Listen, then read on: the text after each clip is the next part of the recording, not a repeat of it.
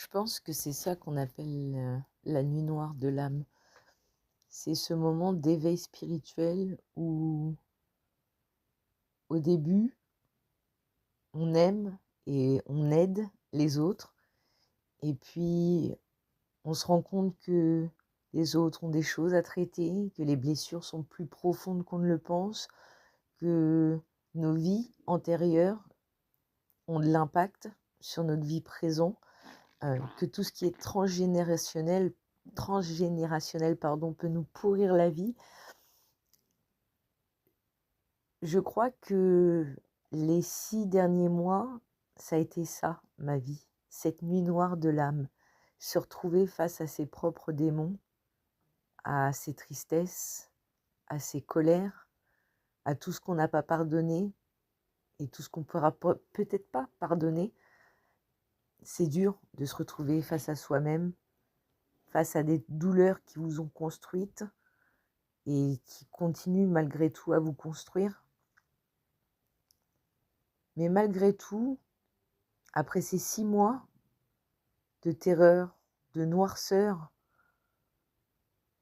où je pense que j'aurais pu essayer de liquéfier mon corps pour ne plus être, parce que bien sûr, la vie reste la vie.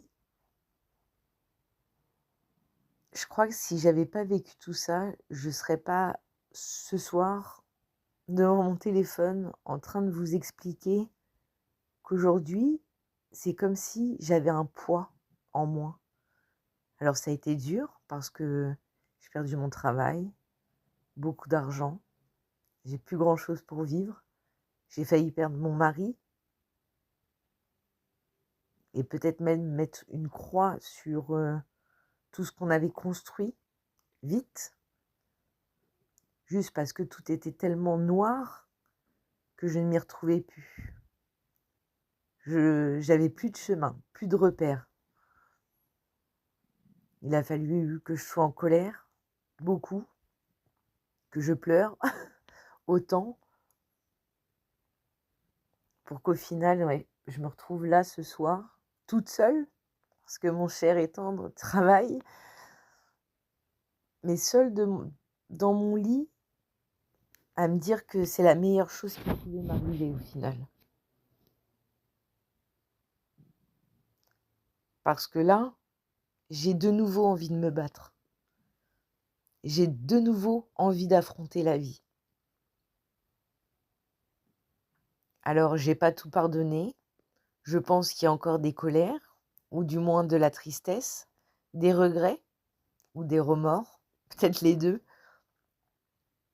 Mais au final, je suis libérée. Je me sens légère. Et je sais que je vais pouvoir avancer sereinement. Je sais ce qui compte pour moi aujourd'hui. Alors, je vais continuer à rêver. Je vais tout faire pour pouvoir réaliser ne serait-ce qu'un petit dixième de mes rêves, mais en le faisant peut-être intelligemment. Peut-être que je viens de comprendre qu'on peut être adulte et responsable et être libre. Moi, j'avais peur en fait. Avec tout l'amour que je porte à mon mari, depuis le début, depuis la première seconde, je crois, où je l'ai vu, je crois qu'au final, je me suis toujours retenue de tout parce que je pensais qu'un couple, bah, t'as beau aimer très fort, tu n'es plus libre, libre de rêver, libre de penser. Et je crois qu'au final, les 5 ans que je viens là de passer avec lui, il m'a juste fait comprendre que, bah si, en fait, on peut être très amoureux et très libre, mais dans le bon sens du terme, en s'aimant, en se respectant, en se faisant confiance et en croyant très très fort l'un en l'autre. Alors dans ma chute, entre guillemets, je l'ai tiré aussi, mais je crois que je le regrette pas parce qu'en fait, ça lui a donné pour moi une hargne supplémentaire. C'était un défi, on avait besoin de se retrouver là, tous les deux, peut-être comme ça, pour pouvoir se rendre compte justement que bah, en fait, tout ce qu'on avait besoin, c'est l'un et l'autre, donc autant le faire, bien et essayer d'en profiter. Enfin, je crois que c'est ça. Donc voilà.